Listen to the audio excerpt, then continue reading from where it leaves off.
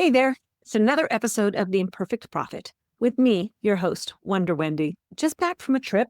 Told you I was going to Cuba, and it's a good thing I've taped that other episode in advance because the Wi-Fi was not stable and I would not have been able to record an episode there. As a matter of fact, I did try and I couldn't even log in the times I tried.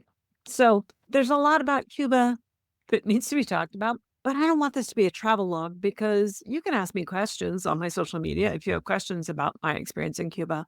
But I want it to be more about what I learned, which I'm still sorting out.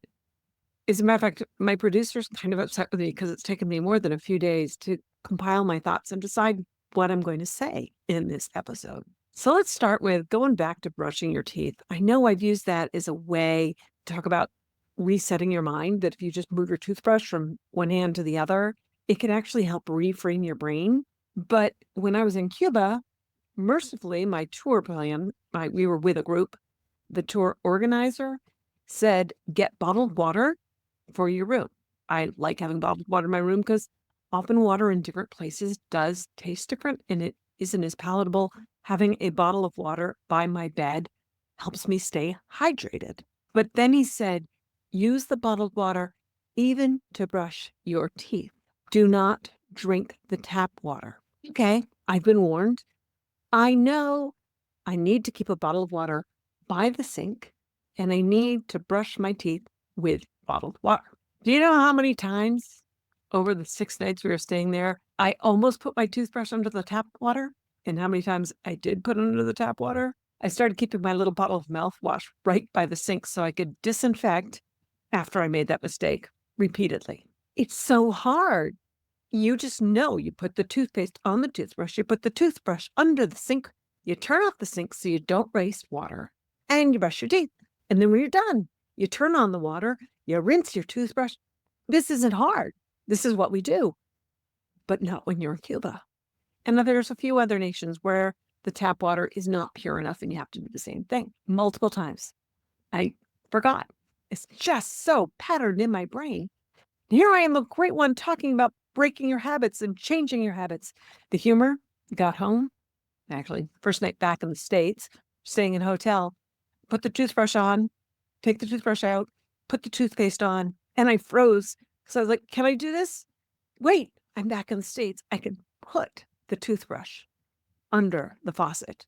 Granted, I was in Florida, so it has a funny smell to it, but it's still perfectly safe. Anyway, if you don't know, Florida has many places where the water has a high sulfur content, and that's what gives it that weird smell.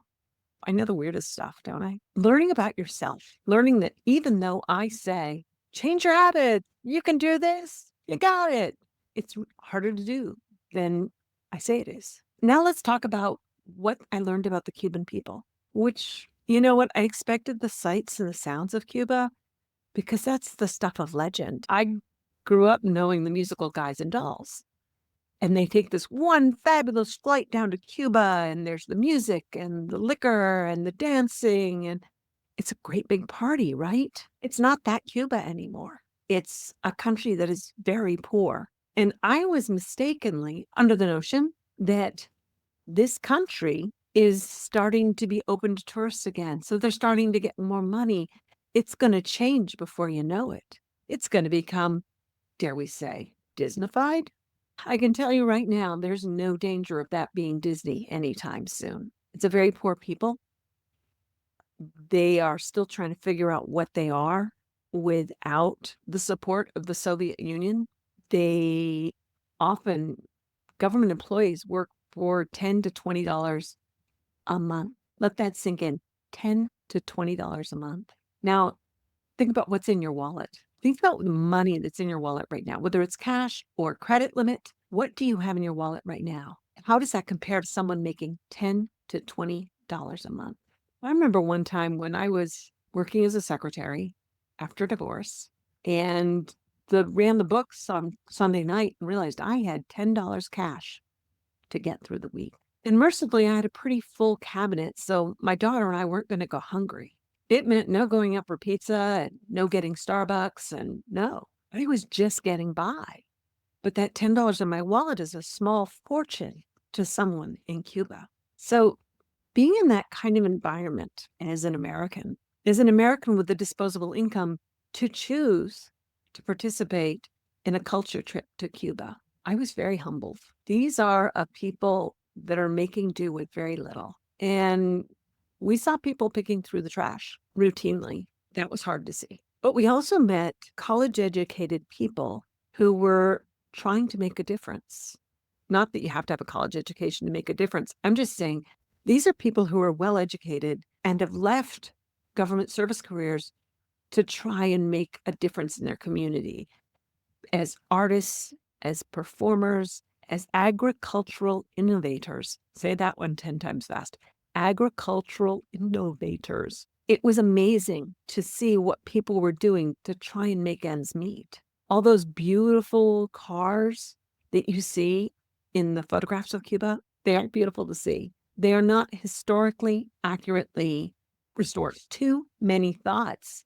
This is why it's taken me so long to record this episode, because I have way too many thoughts. I'm going to have a drink of water. Nice, fresh water from my faucet. It's very potable. Anyway, yes, potable is the word for water that is drinkable. Non-potable means don't do it. Anyway, agricultural innovators. Oh, cars. That's what I was. Those cars that you see in the picture. They're not necessarily 100% authentically restored, but they are pretty to look at. And they're fun to have a ride in.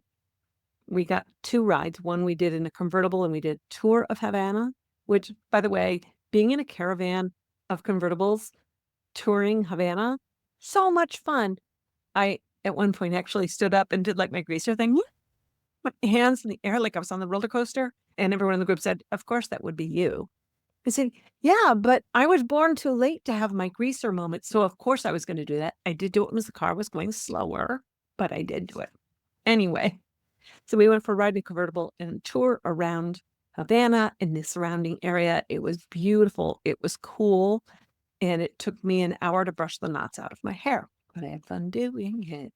And if you go to Cuba, make sure you do that too. We also had one of the restored cars that took us to the airport when it was time to leave.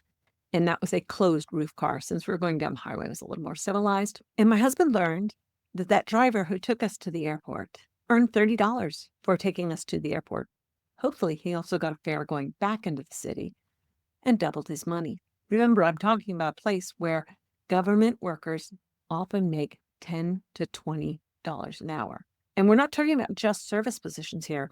We're talking about college professors and lawyers and tour guides in the art museum, to the extent that the National Art Museum didn't have all of their floors open because they didn't have enough staff, because people aren't willing to work for that, because it's a full-time job, requires a great deal of knowledge, and they can't have a side hustle. Most people in Cuba are surviving by having a side hustle. This isn't about having the extras. It's about having enough to feed your family. Now, in theory, they have socialized medicine. In theory, they have free housing. In theory, they have food rations, therefore free food. I say in theory, not to dive into the politics of the situation, just to explain the realities. They have free health care. There are medical staff. There is hospitals. There's absolutely no medicine to be had. The everyday person does not have access to Tylenol. If you do find drugs, the medication you need, chances are you're getting it on the black market. And that's a scary reality, because once again, it means you have to have more income to be able to navigate that system. Free housing, free. You own the space you live in, but you may live in a 5-story building. The government owns the building and is responsible for the upkeep of the exterior of that building. The government does not have the infrastructure or the funds to maintain all of the buildings in Cuba.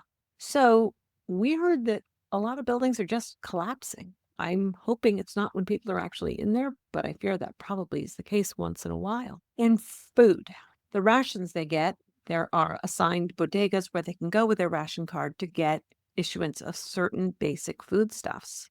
Unfortunately, the bodegas frequently do not have adequate supplies. So there's a lot going on there.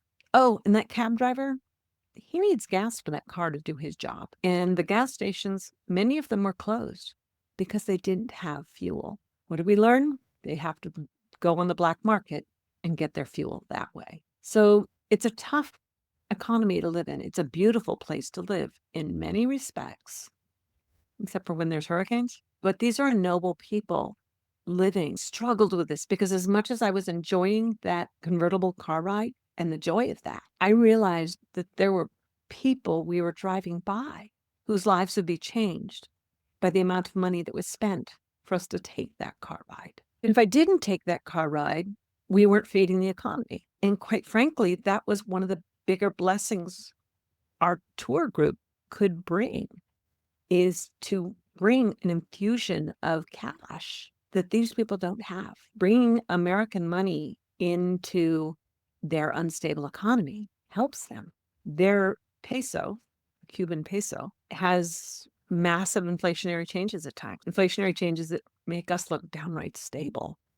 Really scary to realize that, isn't it? But I don't want to get into the politics of it. I want to talk about how lucky we are and recognizing that sometimes we share our blessings in very unexpected ways. It was a little bit uncomfortable to be that person, to recognize we are capitalists. We are the people bringing change to them by changing their lives. We talked to one business owner who needed $20,000 to grow his business. There's no business loans in Cuba.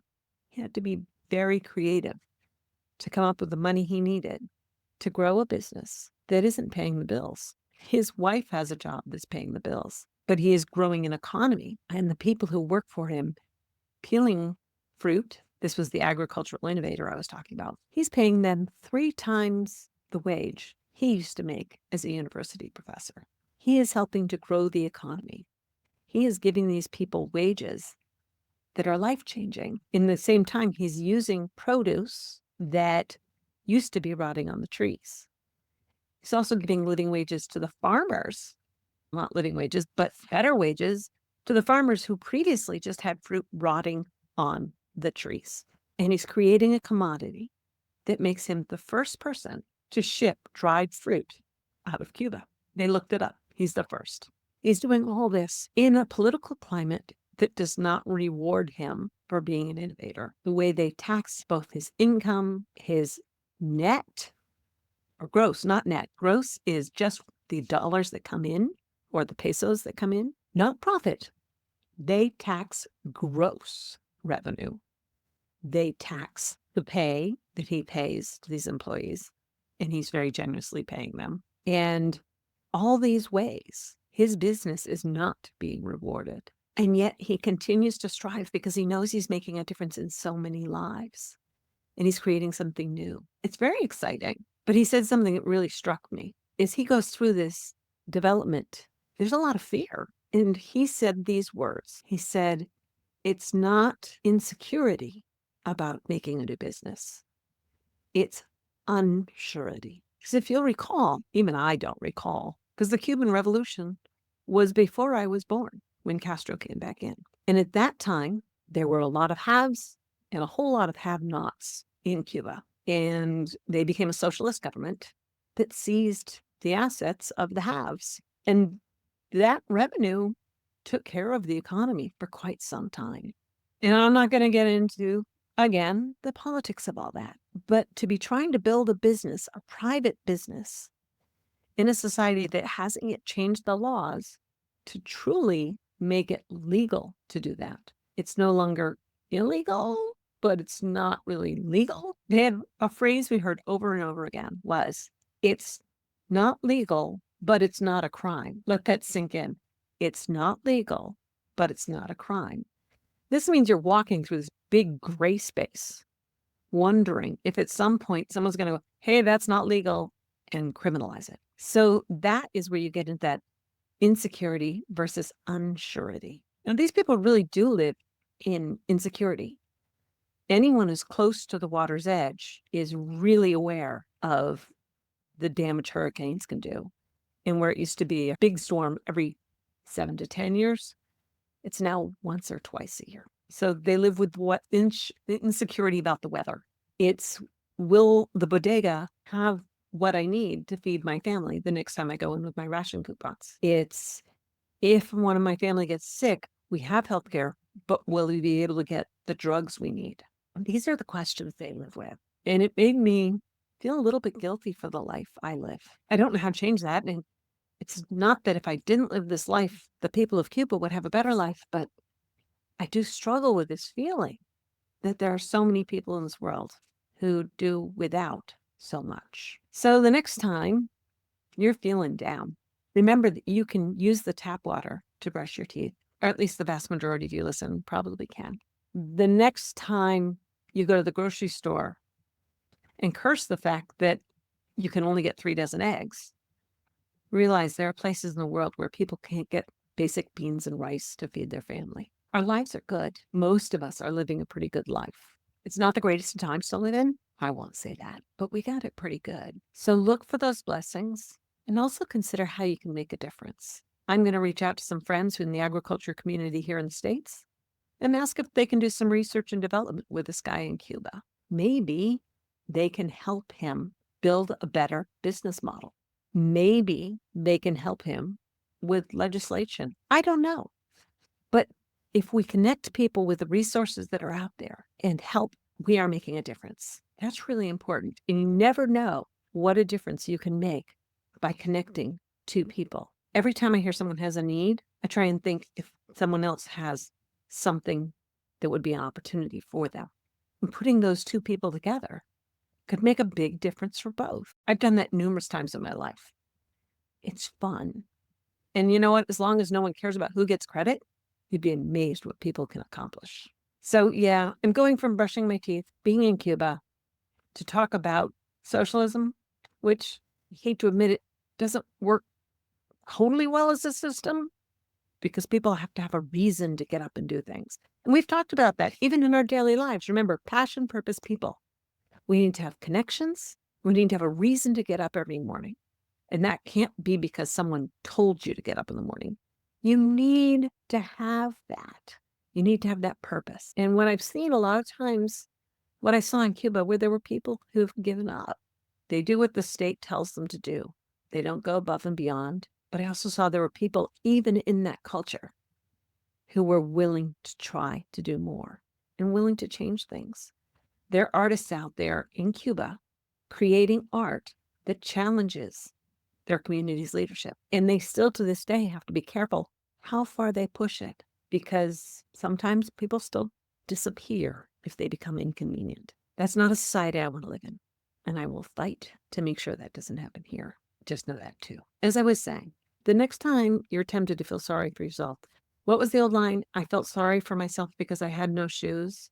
And then I saw a man who had no feet. That line kept coming up to me because everything is first world problems. First world problem is not having a hot shower. First world problem is not having good coffee. Real tragedy is not having coffee at all, but that's just my humble opinion. But guess what? They have shortages of coffee in Cuba. Yeah, even though I had a few amazing cups of coffee and I felt guilty because there were shortages of coffee, but here I was enjoying coffee. Again, so much to think about, right? What are you going to do about that knowledge? You don't have to go to Cuba, but if you get a chance to go to Cuba, take a tour. You'll feel safer. You'll have people teaching you the ropes. There are things to understand that are cultural, that having a tour guide makes a huge difference. There was this beautiful food cart right in front of the ballet school. It smelled really good. And I went to the tour guide and I said, tell me what those are. And she said it was a cake with guava paste. I said, oh, it smells really good. Is it safe? She said, no, don't do it. Shoot. So having a tour guide could be the difference between you having a good trip and having a trip where you spend the entire time in the bathroom. Which, by the way, in a lot of countries, Cuba being one of them, their septic systems cannot handle toilet paper, which as an American is like a what? So there's a trash can next to the toilet, and there are many signs where they know Americans go that say, please do not put paper in toilet, put in the bin. Now, the first restaurant I went to where I saw that sign, it was in Spanish, so I didn't understand it, and I feel really guilty because lush paper.